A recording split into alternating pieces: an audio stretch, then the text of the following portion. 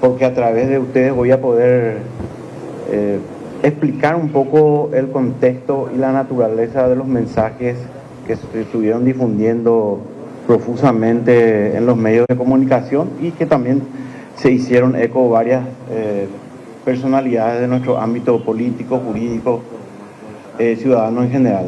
Y mi objetivo es llegar justamente a ese ciudadano en general para que puedan entender y comprender el contexto, como señalé ahora. Le pedí esta oportunidad al señor presidente de poder explicar un poco la situación en la cual se dieron esos mensajes en ese periodo de tiempo que ya fueron expuestos en los medios de comunicación. Si podemos poner ahí.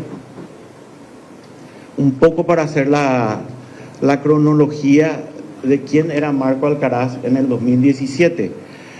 Y voy a empezar un poco por el caso Spectrum, que así se denomina, es el nombre de ensueño del caso Luis Carlos Darrocha, alias Cabeza Branca.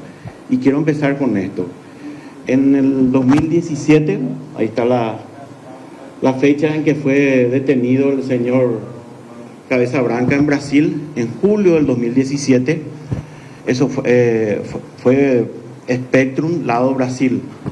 Si bien la investigación se denominaba de otra forma. En ese momento tomé la decisión y lo comuniqué al señor ministro de la Senat de aquel entonces, Coronel Vera, y pedí una reunión con los agregados de la Policía Federal que estaban destacados acá en nuestra embajada paraguaya, en la embajada brasilera en nuestro país, como para advertirles de que nosotros como país quería tomar la posta. El objetivo de esta iniciativa era poder avanzar sobre las indagaciones patrimoniales. El caso de tráfico, el delito precedente, se produjo en Brasil. El caso de lavado y de bienes se produce en Paraguay. Entonces, esa fue la iniciativa propiciada por quien les habla. Tomamos esa decisión, avisamos a la gente de la Policía Federal. A partir de ese momento se dio un fluido de relacionamiento con ellos, incluso en un periodo del tiempo ellos vinieron a trabajar a la Fiscalía en la cual nosotros estamos prestando servicio en aquella época, 2017, 2018.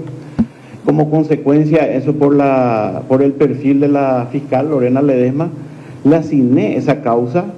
Ella empezó las indagaciones y en diciembre de ese mismo año le pide un número de causa, porque la causa no es que se inicia y ya avanza hacia una imputación.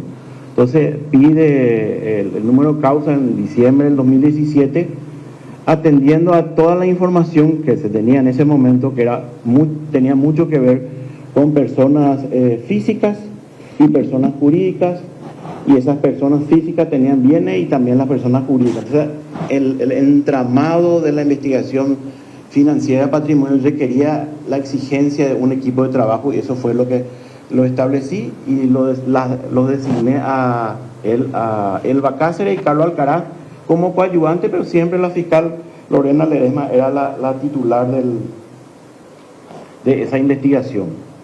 Y quiero acá un poco poner de relieve una circunstancia que es muy poco conocida, pero eso ustedes pueden acceder, cualquier ciudadano puede acceder a las páginas de Gafilat.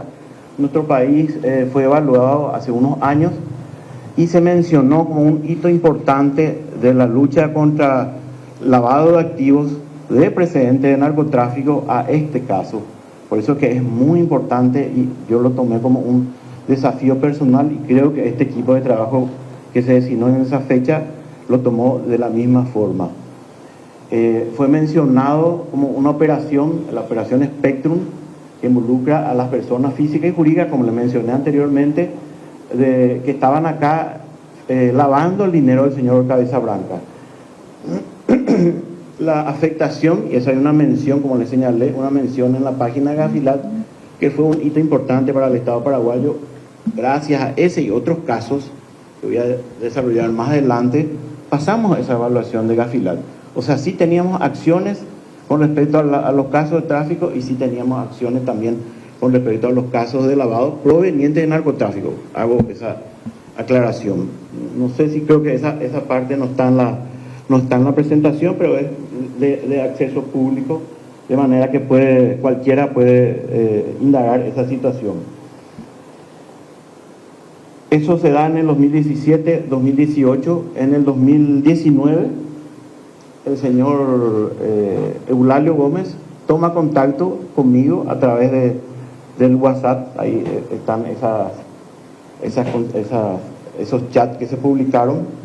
En aquel entonces es muy importante contextualizar quién era Eulalio Gómez para mí y para las personas que trabajaban en ese ámbito de narcotráfico y lavado de dinero. Era un ganadero representante de la Asociación Rural del Paraguay.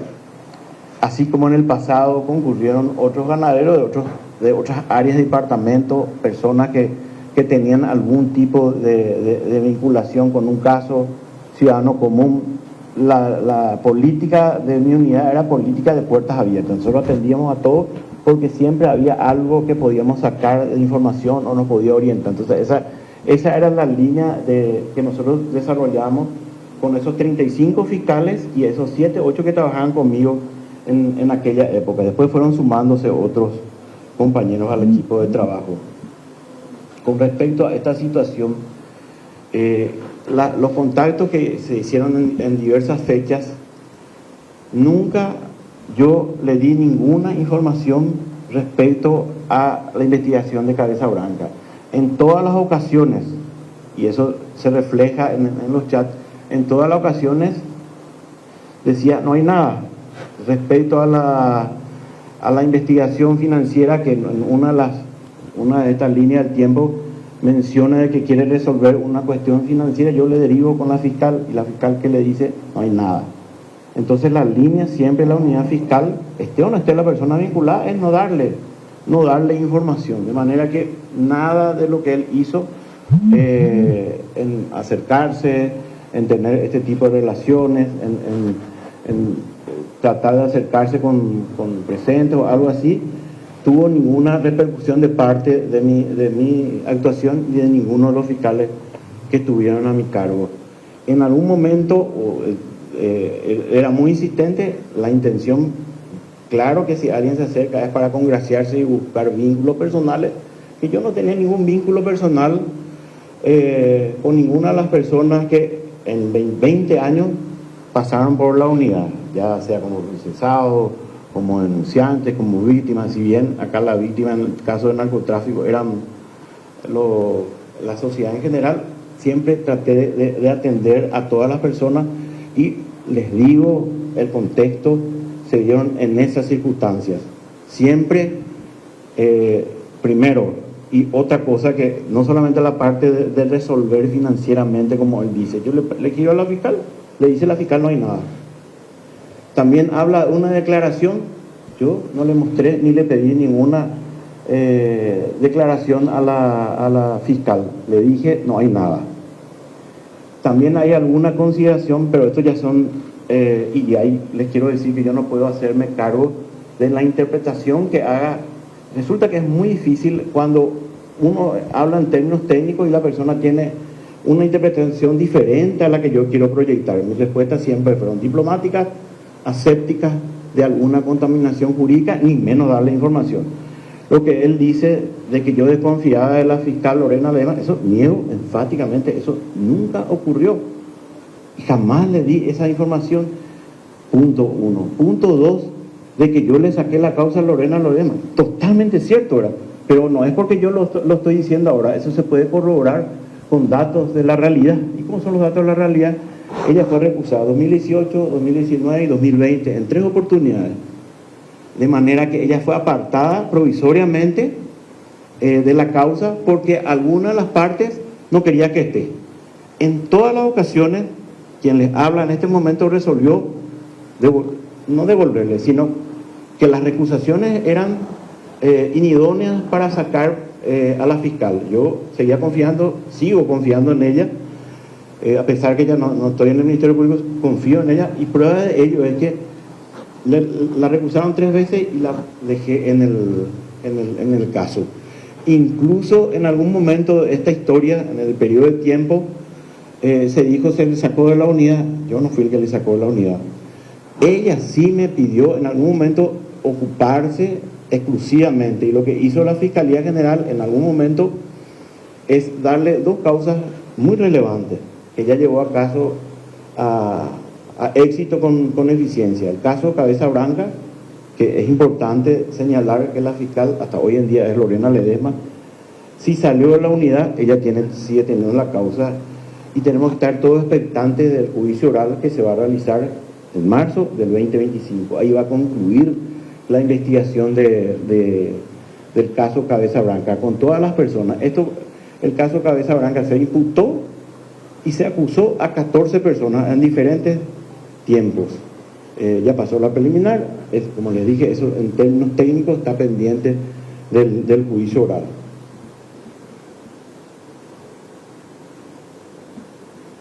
En el 2021, en alguna pregunta, en algún chat me dice él, ¿Liliana es tu hermana? Sí, es mi hermana. Esa fue la respuesta. Le vamos a apoyar en la puja electoral que hubo en ese año dentro del Ministerio Público por la titularidad de la Asociación de Fiscales. Lamentablemente, Liliana no ganó. Hasta hoy en día está el actual presidente, que es Augusto Sala, él ganó su lista.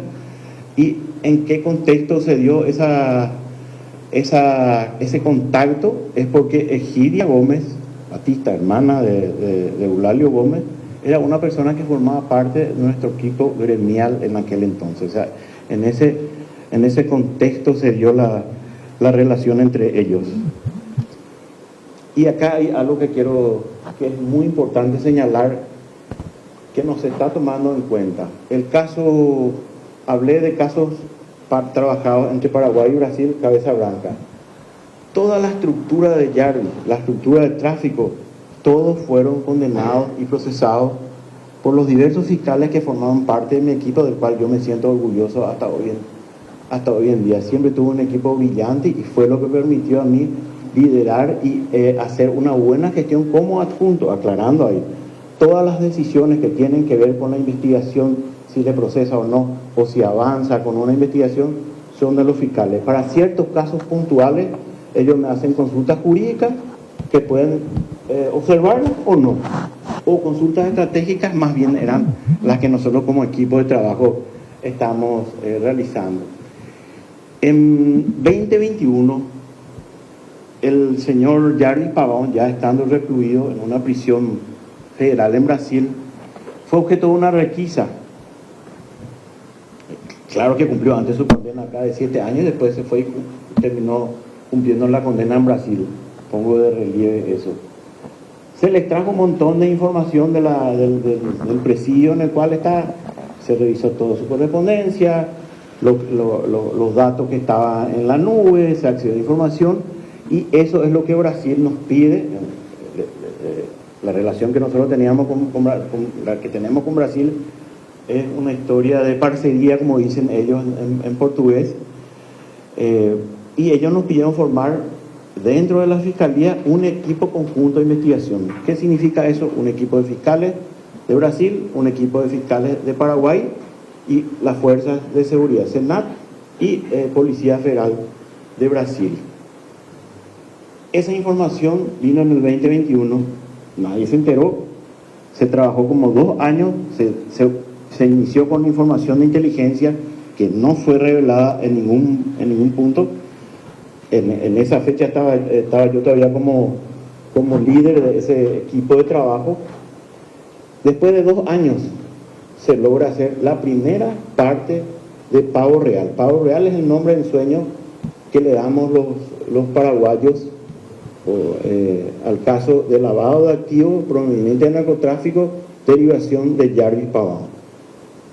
Eso se vino en el 2021, en el 2023 se hace una primera fase en la cual yo estaba todavía como responsable de la unidad de narcotráfico, y después de noviembre del 2024, o sea, casi 1 año y medio después, me corrigen y en todo caso vean la información que está ahí, no quiero ser impreciso con las fechas. Se hace la segunda fase, que concluye con la detención del hijo del señor Gómez, Alexandre Gómez. Entonces, el caso Pavo Real 1, que se hizo bajo mi liderazgo, con los fiscales y los compañeros del lado de Brasil, fue la base del procesamiento del caso Pavo Real 2 que tiene hoy en día como personas vinculadas al hijo de Gómez. O sea, en ningún momento la Fiscalía Adjunta, quien les habla, ni del caso de Spectrum, ni del caso de Pavo Real, revelamos ninguna información. Sí, siempre vienen personas para acercarse y pedir algún tipo de información. La respuesta siempre es no. Yo voy a contar una anécdota de hace muchos años, que si bien yo sé que de repente puede ser, lo que yo quiero que de repente la ciudadanía entienda cómo es la tarea del fiscal.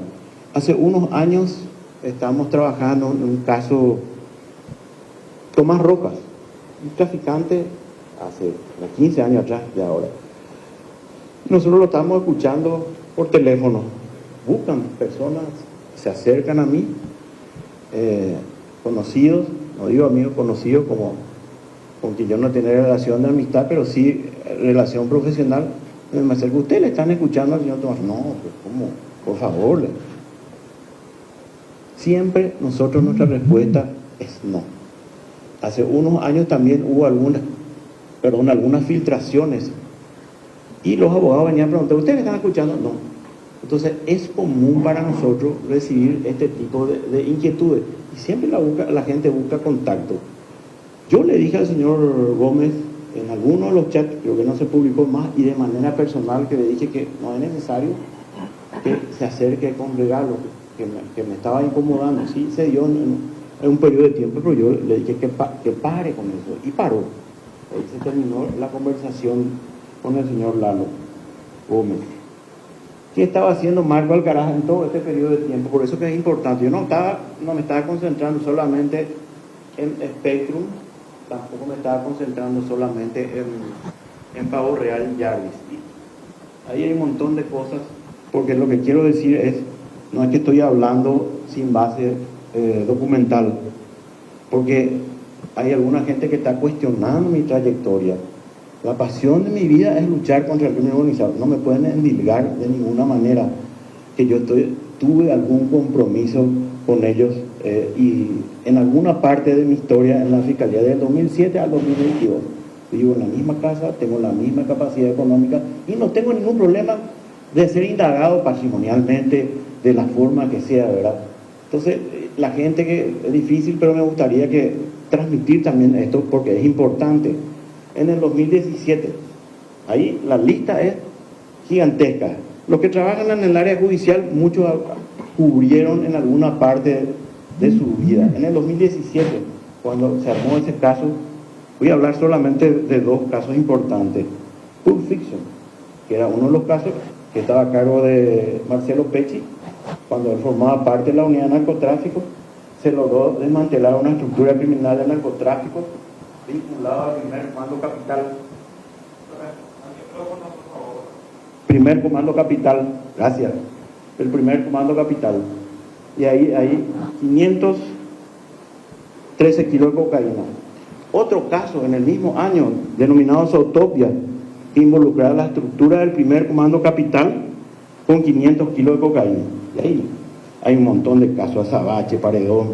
Eso en el 2017. En el 2018, ¿qué estaba haciendo Marco Alcaraz con su equipo de fiscales, valientes fiscales?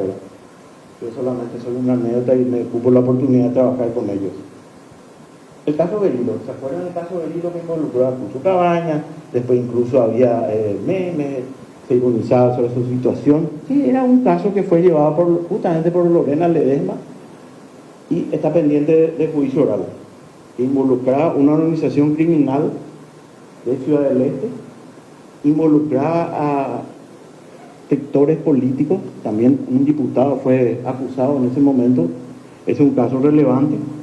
Y otro caso que Tabana, tal vez no les parezca conocido, pero hace como unos años atrás, para que vean lo importante que es, voy a omitir la persona, lo importante es que nosotros atendamos a una persona que viene y me dice, yo tengo información que puede llevar a un traficante importante.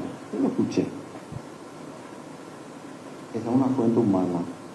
Si yo cerraba la puerta, posiblemente este caso no se iba a armar. Se le escuchó el teléfono a la organización de Jorge Teófilo Zamudio, alias Zamura, que unos años después salió, huyó y en su huida cometió un homicidio doloso, la cual fue víctima, lamentablemente, un policía. Ese caso se estaba haciendo en el 2018. Y acá, caso Fox, caso Formosa, caso Fly. En el 2019, alguien mencionó en algún momento de que mi paso por Amambay no fue feliz. Yo quiero corregir ahí, ¿verdad? Yo trabajé como adjunto en varias partes del país: Concepción, San Pedro, Amambay, Paraguarí, Unidad de Narcotráfico del 2007 al 2022. Y en el 2019 van a acordarse de una persona que era el responsable del PCC, de la estructura de la colección y remisión de marihuana, área marihuana, porque el PCC tiene varias divisiones. Leví, Jorge Felicio Leví. Él fue expulsado, nosotros le procesamos a esa estructura. Ese caso se denominó NOR, que tuvo una fase primera. Y la segunda fase, ¿cuál fue? La aprehensión y detención de una estructura policial que formaba parte de diversas unidades de la Policía Nacional. Eso, por ejemplo, hicimos en el 2019 en Amambay. En el 2020, hay un poquito, y hay algo muy importante en el 2020, también apuntó la unidad de narcotráfico por pedido. Hay que reconocer que en este caso, el caso Status vino del lado de Brasil. ¿Qué era el caso? Una estructura de brasileños y paraguayos que tenían montado un esquema de lavado de dinero con casas de cambio en Paraguay y Brasil. El precedente era como 4.000 kilos de cocaína. Se desbarató toda una estructura, expulsamos a los brasileros, o sea, le concedimos a lo que Brasil quería, nosotros nos quedamos con una parte de eso. Eso, por ejemplo, hicimos en Amambay. Y en el 2020 van a recordar también dos casos importantes. Uno que tenía un perfil juego sucio, se llamaba uno, que era un grupo de traficantes. O sea, nosotros nos ocupamos del tráfico a gran escala, del lavado y del microtráfico en la zona central. Se hizo ese juego sucio. En el mismo año se hizo otro con un perfil un poquito más diferente que se llamaba Gorila Blue, que era el tema de marihuana cultivado en indoor, o sea, bajo techo. Swiffer, Tumba. En el 2021, y acá es muy importante también, la detención de Miguel Ángel Servín Caso Belia, que es el responsable de una carga de 2.900 kilos, cuyo destino era Amberes, Bélgica. Eso nosotros le pusimos nombre y apellido al responsable de la causa. Después hubieron muchos casos, ¿verdad?, también relevantes. En el 2022, el caso Mercado, que es una estructura criminal también que trabajaba acá en la zona de Central. Ultranza, no necesito hablar de la suficiencia y la capacidad del fiscal Denny y todos los compañeros que le acompañaron en ese proceso, ¿verdad?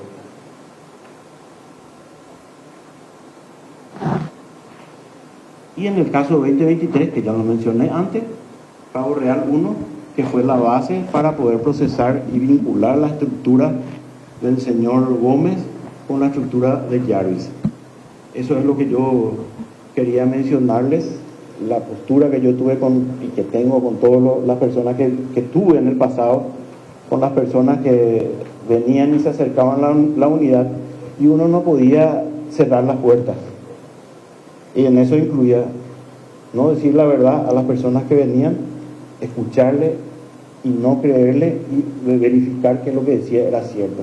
Ese era el rol que yo cumplía como responsable de la unidad de narcotráfico hasta desde el 2007, septiembre del 2007, hasta julio del 2022, que salí del Ministerio Público para ocupar el cargo que estoy ocupando actualmente. Y quiero mencionar que yo le pedí al señor ministro del Interior, Enrique Riera, el escenario, porque no consideré oportuno el rol que yo estoy cumpliendo, por más de que tiene que ver con mi tarea anterior, me parece oportuno que yo explique esto y estoy abierto a las preguntas que ustedes quieran. Adelante, por favor. Los grupos central, hubo varios pedidos de parte del señor Lalo. ¿Alguna vez se dio usted a estos pedidos? A ninguno de los pedidos. Uno era no, ninguno. El sistema financiero, vuelvo a repetir, sistema financiero le giré de derivé, no intermedié, porque eso es importante, en una de las partes habla de intervención, le pasé que hable con la fiscal del cargo. La fiscal le va a decir, no hay nada. No, él no me pidió nada de eso. No, la respuesta es no. Bueno, para aclarar nada más y que quede bien claro, ¿cuál fue su relación o hubo relación personal con el diputado? Y también, si me permite, hay fuertes declaraciones de su suplente Santiago Benítez con relación a su actuar como fiscal en el departamento de Amambay. ¿Qué puede decir con relación a esas acusaciones? Bueno, yo expliqué en el contenido, en el transcurso de la presentación que estoy haciendo a ustedes, compañeros, que no tuve yo una relación de amistad, fue una relación a consecuencia de ese acercamiento que él tiene. Yo no le di el carácter de amistad, era un conocido que se acercó coyunturalmente buscando algún tipo de información que yo no le di. Aclaro eso. Con respecto a la opinión del señor, el suplente del señor, él ha de tener su idea de lo que yo estaba haciendo, ¿verdad? Pero me parece que lo que yo hablé hace un rato cae de maduro. Yo no sé qué él estaba haciendo en el 2020, cuando yo estaba desbaratando estructuras de estatus, de lavado de dinero proveniente de narcotráfico, y estaba haciendo los casos de NOR 1, detención de Leví y Candonga con toda esa estructura de tráfico de marihuana, más NOR 2, estructura policial que fueron investigados, acusados. Yo no sé cómo están actualmente esas causas, ¿verdad? Yo me refiero en ese sentido. Entonces, él tiene una información que no es la correcta y yo le demuestro con mi hoja de vida que no es así. Ministro, ¿desde qué año Paraguay manejaba información acerca de Lalo Gómez? ¿O recibió información alguna de Brasil? ¿Y a qué unidad fue remitida, digamos, esta investigación? Bueno, la información, voy a empezar por el final, que terminó en el procesamiento de su hijo. Pavo Real 1 empieza en el 2021. A partir de esa información empieza a surgir la estructura o la familia de Gómez como participante en la estructura de lavado de llaves. Esa es la fecha en que se puede poner una fecha de inicio. Cuando él se contactó conmigo, él era para mí un dirigente de la rural. ¿Ya lo conocía al señor Lalo de su estancia en el departamento de Amambay? Okay. Con gusto yo respondo todo lo que tengo. Adelante, por favor. Ministro Víctor Ortiz, del diario Última Hora. Sí, Víctor. Gracias por el tiempo, ministro. En el chat se observa que usted recibe cortes de carnes premio, vinos, inclusive una camiseta de un club de fútbol completamente autografiada. Ministro, ¿a cambio de qué usted recibía todas esas dávidas por parte del diputado Lalo Gómez? Yo no le di ninguna información al entonces presidente de la rural de Amambay, Eulalio Gómez. Yo no le di ninguna información, y esos regalos que él me hacía, yo le agradecía y le dije que no lo haga y que no era necesario. Y no tenía ningún tipo de relación de amistad con él. Ministro, te reitero la consulta. Sí. En tu estancia por el departamento de Amambay, ¿cuál era la información que se manejaba sobre el diputado fallecido Eulalio Gómez? Decía usted que recién sabe de alguna vinculación que él podría tener con el lavado de dinero producto del narcotráfico en el año 2021, si no estoy trastocado, pero... Realmente, técnicamente, en la fiscalía, porque puede venir alguna información de inteligencia, se puede pedir informaciones a banco, pero el fiscal tiene que avanzar más. Técnicamente, una información de inteligencia o una información de banco per se no tiene la entidad para procesar a una persona. Y eso cuesta mucho tiempo. Tiene que pedir información a banco, tiene que pedir información inmobiliaria, tiene que ir al registro. Todo tipo de dificultades encuentran los organismos de seguridad y la Fiscalía para poder establecer eso. Esa es la fecha en que la Fiscalía tiene como posibilidad cierta eso. Si existió alguna información de inteligencia, eso debe ser respondido, manejado por las personas que recibieron. Cuando te llegan los mensajes, los primeros mensajes de él interesado en cuestiones de análisis financiero, ¿qué usted pensó en ese momento, ministro? Que él quería acercarse para obtener información que no la obtuvo. Y lo que él preguntó, y eso es muy importante, me parece excelente la pregunta, porque me ayuda a refrescar y poner un poco de relieve una circunstancia, una situación que de repente el común de la gente no advierte. En ese chat habla de que le llama a una persona, que no recuerdo el nombre ahora, del banco. Entonces, nosotros nunca le dijimos ninguna información, le dimos al señor Gómez. El banco le advierte. ¿Y qué hace la fiscal? Le dice, no hay nada. Este tipo de circunstancias es una cosa que nosotros sufrimos a menudo, porque generalmente el sistema bancario advierte a su cliente y el cliente viene.